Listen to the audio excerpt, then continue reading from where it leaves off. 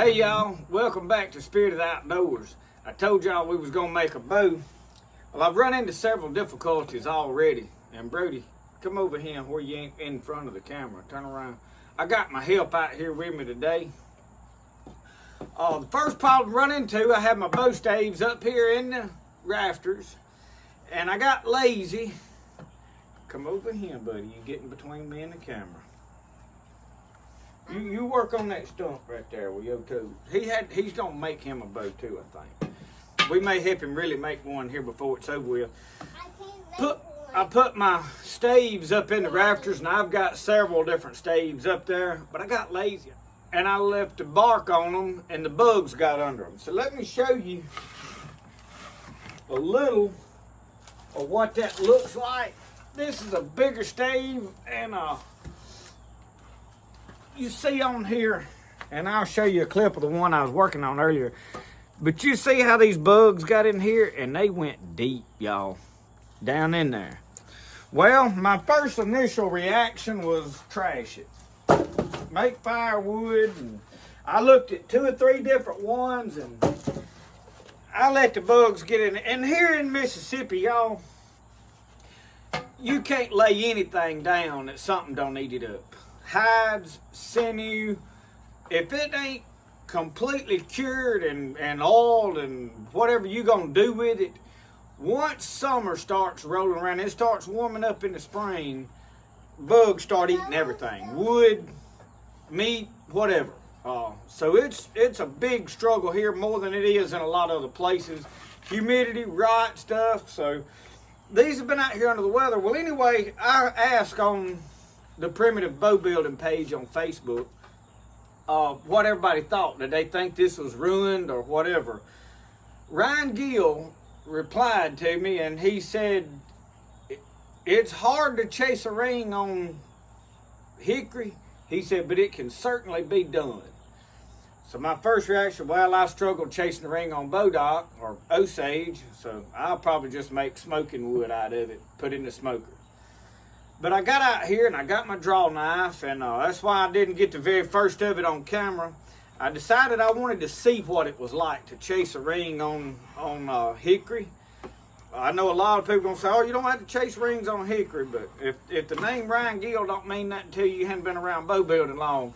Ryan Gill is from Hunt Primitive. Him and Clay Hayes is probably the top 2, in my opinion now. I'm sure there's some other master bow makers that I don't know nothing about. But when he said it can be done, well then I'm thinking, you know, I hate to throw this stave away that I had up there just because some bugs got in it. And you know, after I have sat here and started working on it, I think it's very doable. It don't seem like it's gonna be that hard. It's not easy. But we're gonna attempt to make a bow out of this. So I've got this piece of hickory, y'all. I have got several pieces of Osage up there, so if this don't work out, I've got 2 or 3 more laying right here beside me, and we're gonna make a couple of bows before this is all said and done. And we may not wind up with but one, we may not wind up with any. So this is not a how to make a bow video, but we're gonna just see if I can make a bow come out of any of these. So I may get a close-up of me chasing this ring on this right here and let y'all see how this looks. He needing another tool. Get whichever one you think you need out of there, buddy. My stuff be scattered everywhere. Anyway, while he's hunting my tool, let me show you right here what we're doing. And I'm trying to work over this. And I hope you can see. Right here, you see this is changing colors, how this is dark. So what I'm doing is I'm working this white wood, is known as sapwood. Same way as Osage or Bodock. And I'm taking my draw knife. Now y'all, when you use a draw knife, you see this is the beveled edge, this is the flat edge. You turn that beveled edge down, and that keeps you from digging down into the wood. I see a lot of so-called experts that apparently they watched a video or 2 is what made them an expert, because they always are hogging into the wood like this. Now you can use it this way, but you have to be really, really careful to keep from digging down into the other wood, because you'll slip back here and cut through something. If you got that bevel turned this way, y'all, it'll just about follow whatever's grains in there. So, you know, learning a little bit about how to use your tools helps a lot. Oh, now, I've got a lot. This stave right here is really wide enough. I could have probably split it and made 2 bows. But I'm practicing on chasing this ring. So you see that dark showing up right under there? And that is what we're after. Now, once I get close to it and you see it spotted looking, I'm taking and turning it up like this. And I'm scraping it, y'all.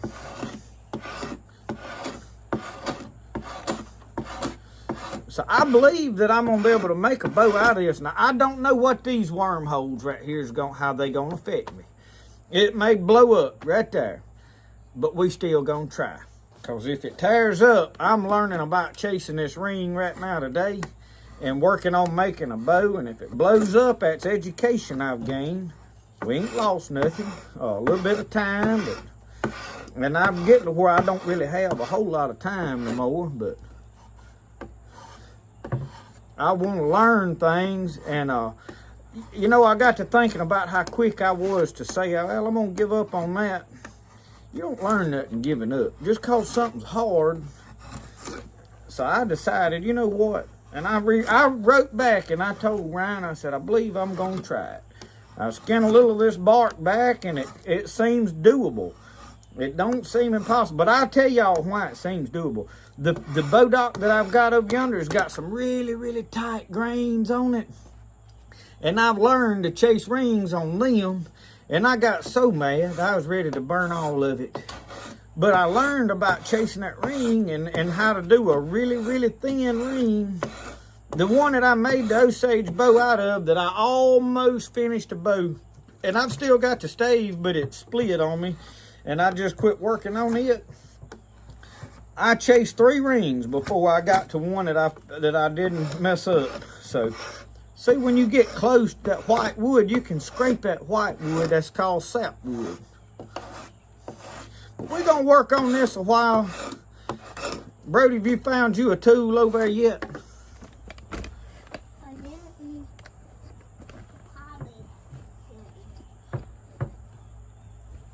He loves digging in them tools, y'all. That boy likes tools more than he likes me. You like tools, Brody? Tell him how much you like tools. I like tools. You gonna be a worker? Well, y'all, I was gonna update you. So far, so good with this. I've got one half pretty well like I want it, and I'm happy with it. So, I think this is very doable. I was kind of concerned. I've never tried to chase a ring on a hickory. I might as well hog off some of that. Wow! Y'all see that?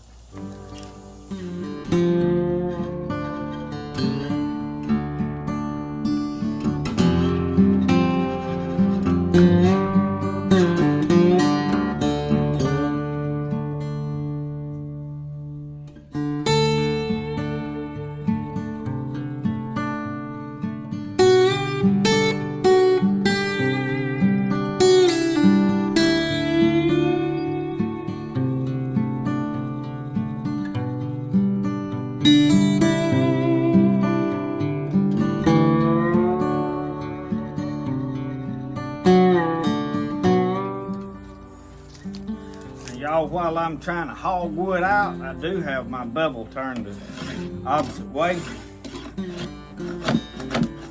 But I'm trying to take big chunks and I ain't worried about it digging in.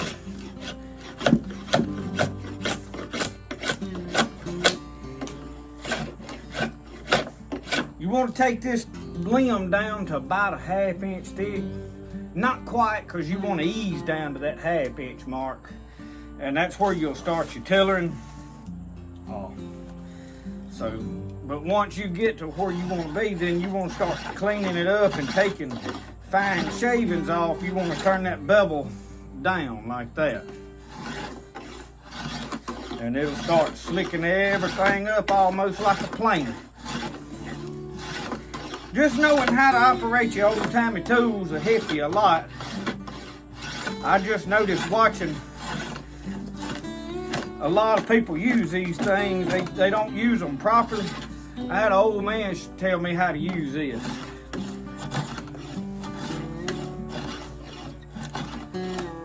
They carved a lot of wood with them. You can take somebody that's done something out of experience for a long time. You can listen to what they got to say.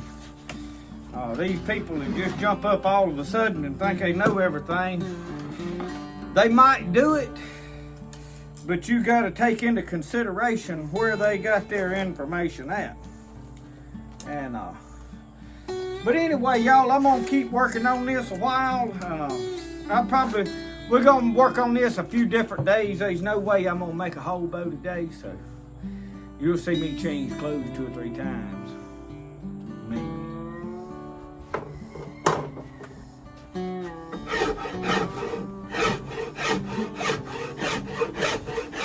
Y'all, I got this clamped up here in my blacksmithing vise, and I put some leather right here to keep it from biting into that. And I got a rasp now, and I'm just kind of smoothing up my shapes.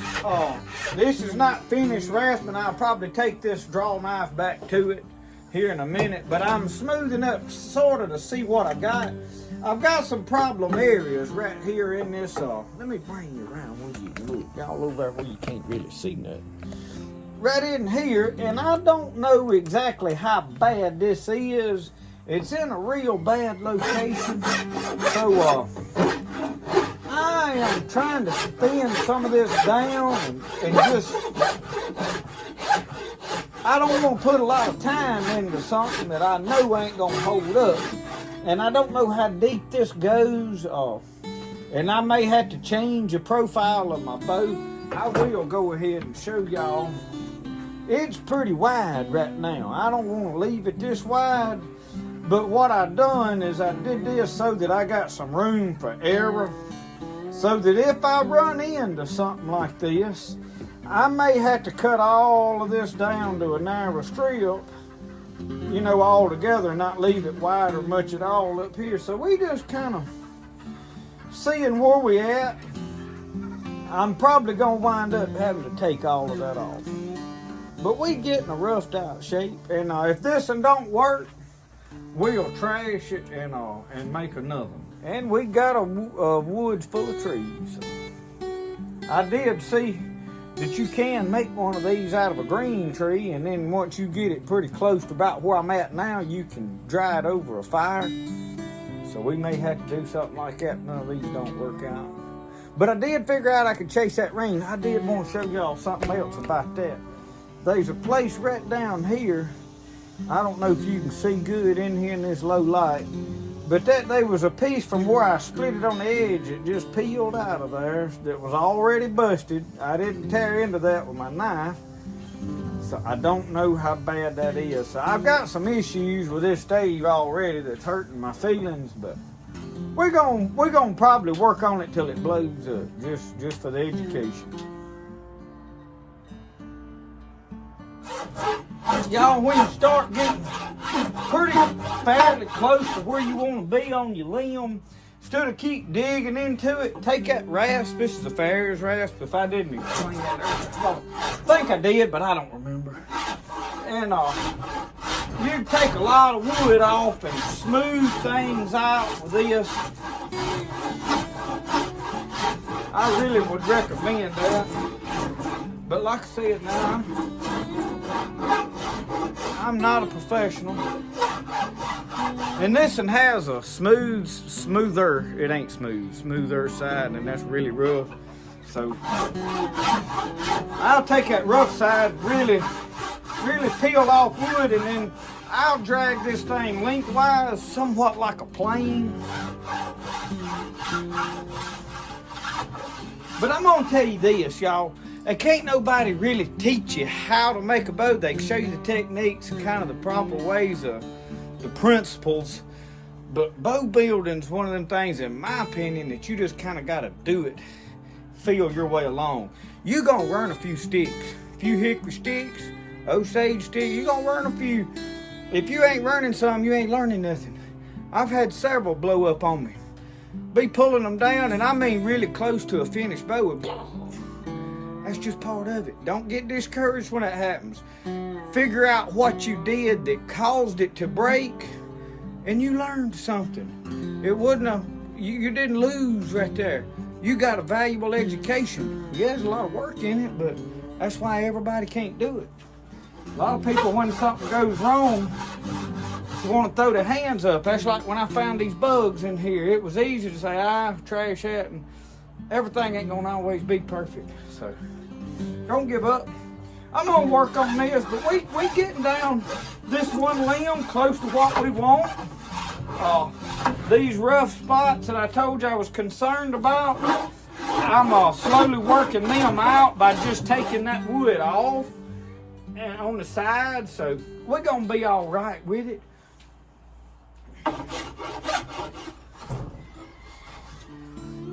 Again, y'all, I got this clamped in here with some leather.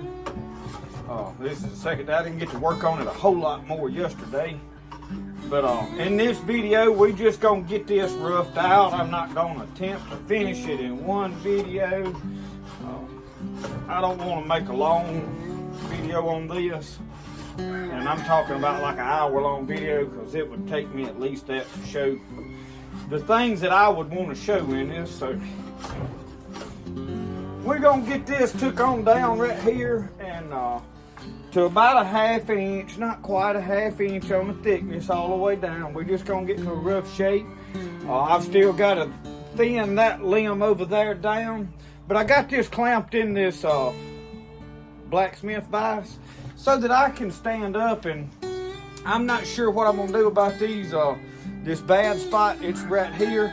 I'm gonna take down thin to it, and then as I start tillering, and I'm just kind of playing it by ear to see how things work out. This is one of them deals you kind of got to let the bow talk to you. So I'm gonna work on this some more and sand and just get it roughed out. But we pretty much down to a roughed out bow. I'll put another clip here just in a little bit before I close out on what I've got done today, and then we'll probably end the video right there, and then we'll take the next steps in another video. So y'all stick with me just a minute here. I got this laid out this way. Let me pull you back. I'm going to show you this way you can see it. But this bow has got a little bit of a this way, and I need to thin this down right down here anyway. So I'm going to take this off of this top edge. Let me turn that over the right way, because I don't want to hog in. I want to somewhat follow that grain as best I can, but now I have still got to cut into it. See how I'm taking that off curl by curl.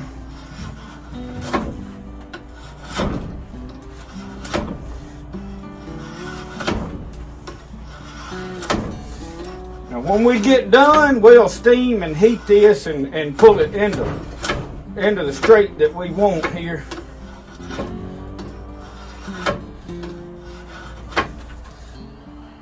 We got that on. I may have to cut some of that off. I don't know.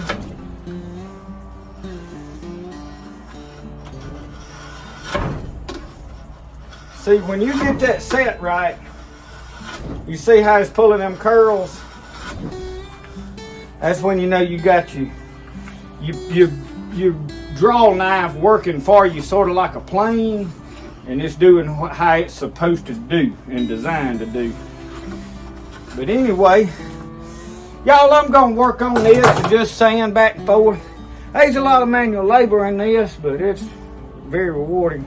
Thank y'all for watching Spirited Outdoors. There'll be a couple of videos on building these bows. We may wind up with a whole series on it before we sit and done and get one built. But thank y'all for watching. Do it. I believe Brody is mad up there, y'all. Come down here and cry on camera.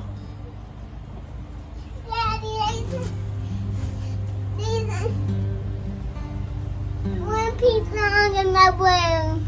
Under my bed. Mama's throwing your stuff away. I just push that other pizza under my bed. His mama's in there cleaning up. I imagine he's got a mess made in his room and he ain't wanting to clean it up. And I want that other pizza. Well, anyway, y'all, I'm going to work on this for a little while. There's a lot of manual labor in this, but I appreciate y'all for watching my videos. We'll see y'all next time. Remember, the best way to do things, the way you like to do it. We'll see y'all. Tell them bye, Brody. Bye.